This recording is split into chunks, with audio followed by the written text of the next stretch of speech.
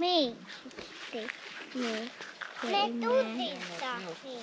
Bet tu parādi tos miltus. Parādi, kura tev mašīna te ir galvenā? Šitā. Tā ir galvenā. Jā, par maziem bērniem parasti ir jautājums.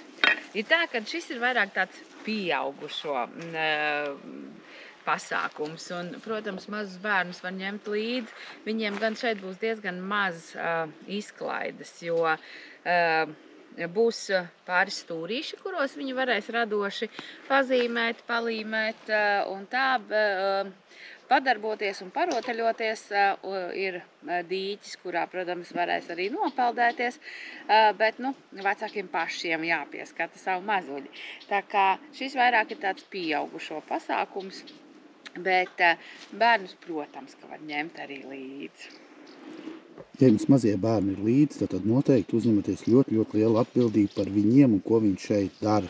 Jo šeit tie mazie iet savā vaļā un brīvā dabā, un tas rada apkārtējiem gan pašiem liekas problēmas.